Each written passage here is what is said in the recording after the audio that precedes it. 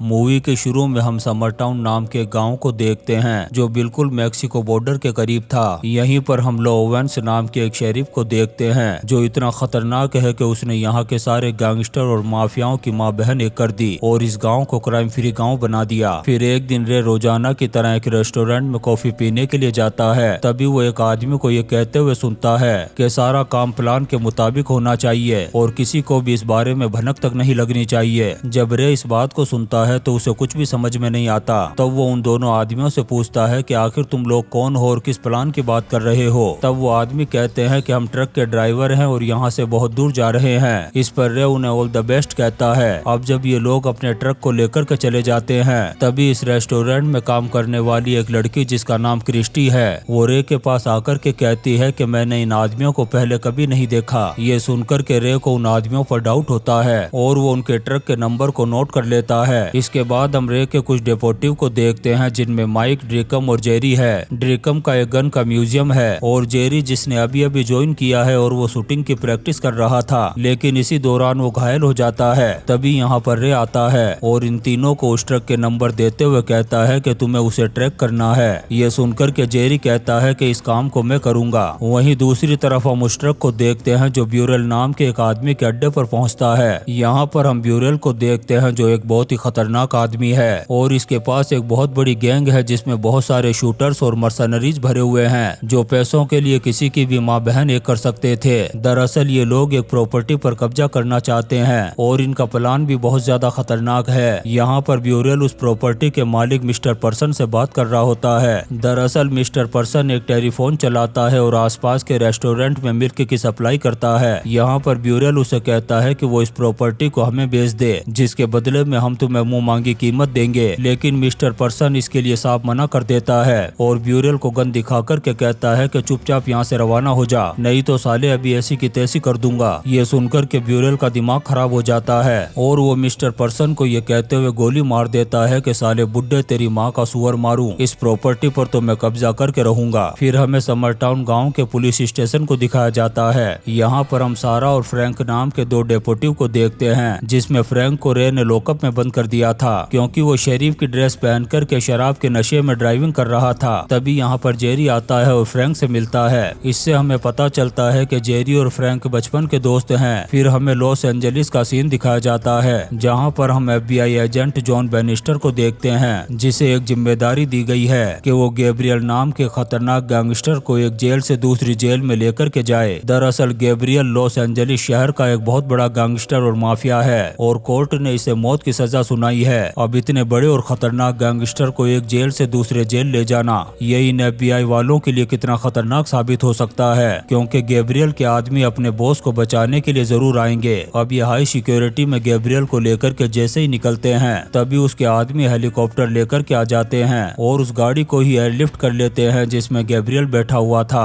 अब गैब्रियल भी उस गाड़ी में बैठे हुए FBI एजेंट पर मौत बनकर के टूट पड़ता है। फिर थोड़ी ही देर में गैब्रियल उन सारे FBI एजेंट की माँ बहन एक कर देता है। तभी हम रे को देखते हैं जो अपनी टीम को लेकर के उस बिल्डिंग में पहुंचता है जिसकी छत पर वो लोग गैब्रियल की कार को लैंड करवाने वाले थे। फिर थोड़ी ही देर बाद गैब्रियल की गाड़ी को बिल्डिंग के टॉप पर उतार दिया जाता है। इन लोगों ने इस बिल्डिंग से सामने वाली बिल्डिंग की तरफ एक वायर लगा रखा था ताकि ये गैब्रियल को उस वायर के जरिए से उस बिल्डिंग में ले जा सकें और ये करते भी ऐसा ही हैं। ये लोग उसे सामने वाली बिल्डिंग में लेकर के चले जाते हैं। तभी हम रे को देखते हैं जो अपनी टीम के साथ उस गाड़ी के पास पहुंचता है। उसमें वो एक कैदी को देखता है जिसे उन लोगों ने रे के कपड़े पहना करके इनको चकमा दे दिया था। उधर हम गैब्रियल को देखते हैं जो अब ड्रेस चेंज करके लोंडा बन चुका था। वहीं हम लकी और एलन नाम के दो एजेंट को देखते हैं। ये दोनों भी उसे ही ढूंढने में लगे हुए थे। तभी अचानक से गैब्रियल इनकी गाड़ी के सामने आ जाता है और लकी के भेजे में गोली मार करके उसे दूसरी दुनिया में पहुंचा देता है। फिर वो एलन को किडनैप करके एक पार्किंग लॉट में ले जाता है ताकि वहाँ पर वो अपनी गाड़ी को चेंज कर सके। उधर जॉन भी CCTV में देख लेता है कि गैब्रियल एलन को किडनैप करके अपने साथ ले जा रहा है। फिर जॉन उस गाड़ी की डिटेल निकालने के लिए कहता है। तब इन्हें पता चलता है कि ये गाड़ी हाईली मॉडिफाइड है और इसमें 1000 पावर्स वाला इंजन लगा हुआ था जिससे ये समझ जाते हैं कि इस गाड़ी का पीछा करना हमारे बस की बात नहीं है। तब जॉन हेलीकॉप्टर्स की टीम को इनका पीछा करने के लिए कहता है। उधर हम गैब्रियल की कार को देखते हैं जो तूफानी स्पीड में जा रही थी और कुछ पुलिस वाले अपनी गाड़ियों से उसका पीछा करने की कोशिश कर रहे थे, लेकिन रोकना तो दूर वो उसके करीब भी नहीं पहुंच पाते हैं। वहीं दूसरी तरफ हम रे को देखते हैं जो मिस्टर पर्सन के घर पर पहुंचता है। जब ये घर के अंदर जाते हैं तो इन्हें मिस्टर पर्सन की लाश मिलती है। तब माइक कहता है कि शायद यहाँ पर कोई चोरी करने के लिए आया होगा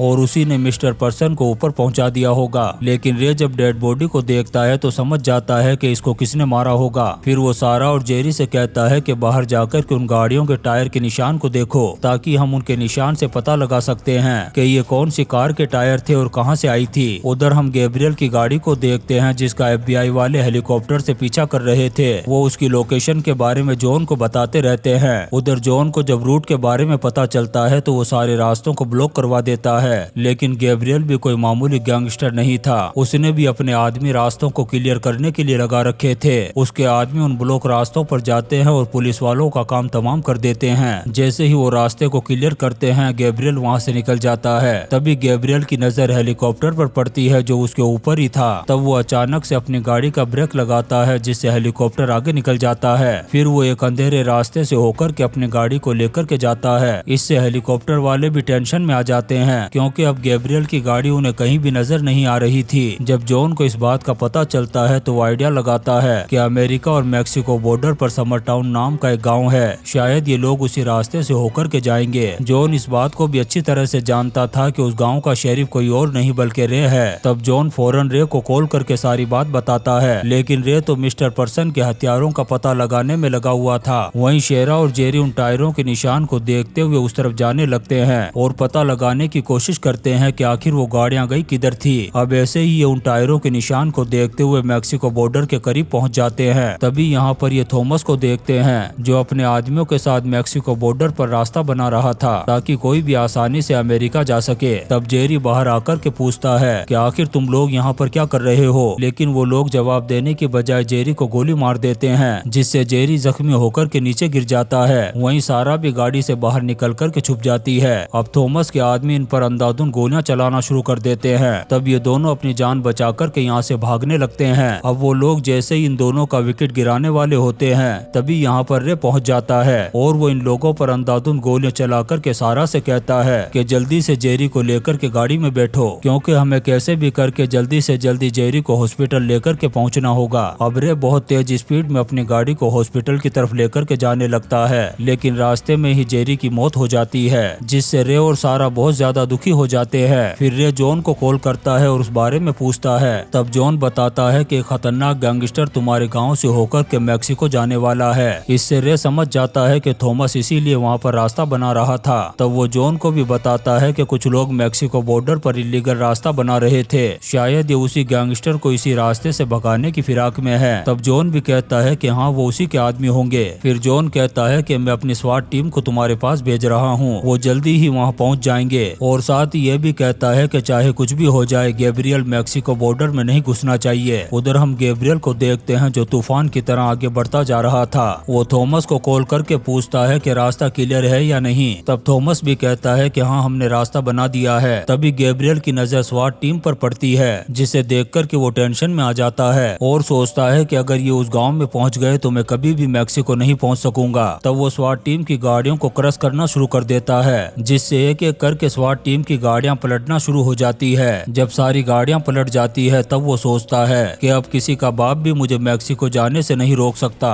लेकिन वो इस बात से अनजान था कि रे नाम का एक यमराज मौत बनकर के उसके इंतजार में बैठा हुआ है। अब गैब्रियल अपनी गाड़ी की स्पीड को बढ़ाते हुए आगे बढ़ने लगता है। उधर हम रे को देखते हैं जो स्वाट टीम का इंतजार कर रहा था। लेकिन काफी इंतजार करने के बाद जब कोई भी नहीं आता तब वो सोचता है कि अब मुझे ही उस गैंगस्टर की माँ बहन एक करनी होगी। फिर रे अपने जूनियर को तैयार होने के लिए कहता है। ये सुनकर के माइक टेंशन में आ जाता है और रे से कहता है कि शायद तुम्हें गैब्रियल के बारे में पता नहीं है कि वो कितना खतरनाक आदमी है और उसके पास कितनी बड़ी फौज है। हम 2-4 लोग उसका मुकाबला नहीं कर सकेंगे। फिर वो कहता है कि मैं और सारा तो मरने के लिए वहाँ पर नहीं जाएंगे। तब रे कहता है कि उन लोगों ने हमारे साथी जेरी को मौत के घाट उतार दिया था, इसलिए हमें अपने साथी का बदला लेने के लिए उनकी माँ बहन एक करनी होगी। ये सुनकर के माइक और सारा भी तैयार हो जाते हैं। तभी लॉकअप में बंद फ्रैंक कहता है कि मुझे भी अपने साथ लेकर के चलो, मैं उन हरामजादों के पिछवाड़े में रशिया की मिसाइल डाल दूंगा। तब रे भी उसे अपने साथ ले जाने के लिए तैयार हो जाता है। उधर हम जॉन को देखते हैं जो सीसीटीवी फुटेज को देख रहा था और ये सोच भी रहा था कि गैब्रियल इतनी आसानी से कैसे निकल सकता है। उसे डाउट होता होता है कि शायद कोई FBI का एजेंट उससे मिला हुआ है। फिर वो कुछ FBI एजेंट के अकाउंट पर नजर रखने के लिए कहता है और साथ ही एलन के अकाउंट पर भी,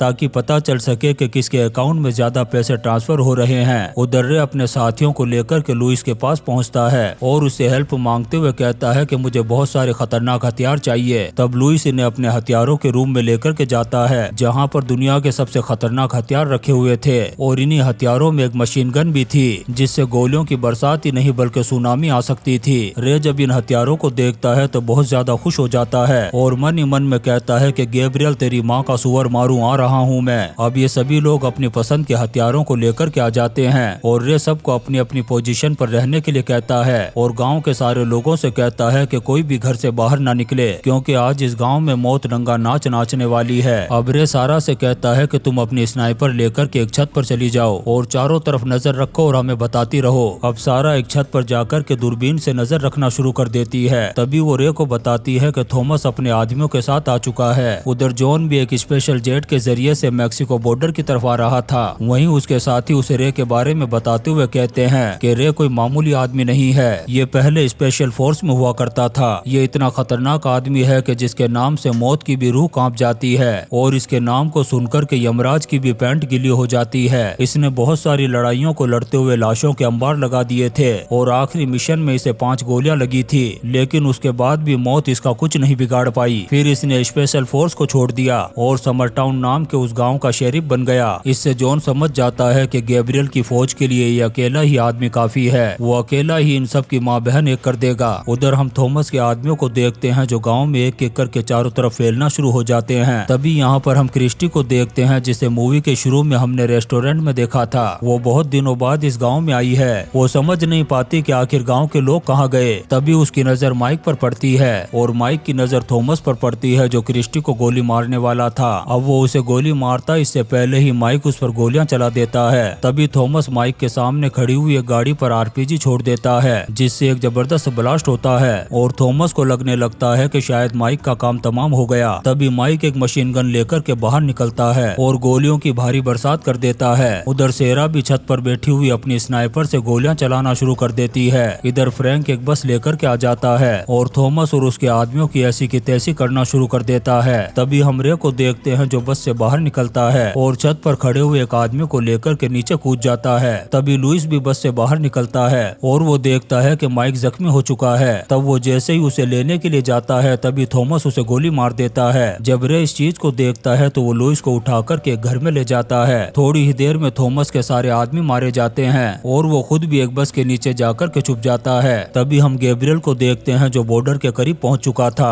वो एलन को भी ये कहकर के गाड़ी से बाहर फेंक देता है कि अब तुम मेरे किसी भी काम की नहीं हो। फिर वो थॉमस को कॉल करता है। तब रे कॉल उठा करके कहता है कि हरामजादे मैंने तेरे सारे आदमियों की माँ बहन एक कर दी है और मुन्ने अब मैं यहाँ पर तेरा ही इंतजार कर रहा हूँ। ये सुनकर के गैब्रियल का दिमाग खराब हो जाता है। फिर वो कुछ ही देर में बॉर्डर के पास पहुँच जाता है। तभी रे वहीं पर एक ऐसी ही गाड़ी को देखता है और उसे लेकर के उसका पीछा करना शुरू कर देता है। फिर थोड़ी ही देर में इन दोनों गाड़ियों की जबरदस्त भिड़ंत हो जाती है जिससे इन दोनों गाड़ियों की भी माँ बहन एक हो जाती है और ये किसी भी काम की नहीं रहती। अब गैब्रियल गाड़ी से उतर कर के भागने लगता है। तभी वो देखता है कि रे तो उसके सामने ही खड़ा है। फिर रे उसके सामने एक हथकड़ी को फेंक करके उसे कानून के हवाले होने के लिए कहता है, लेकिन गैब्रियल उस पर हमला कर देता है और इन दोनों के बीच में जबरदस्त WWE की फाइट शुरू हो जाती है। यहाँ पर रे गैब्रियल को धोबी घाट के कपड़ों की तरह बुरी तरीके से धो देता है और उसकी हड्डी फसलियों को एक करके उसे अपनी गाड़ी के पीछे बांध देता है। तभी हम जॉन को देखते हैं जो इस गाँव में पहुँच चुका था।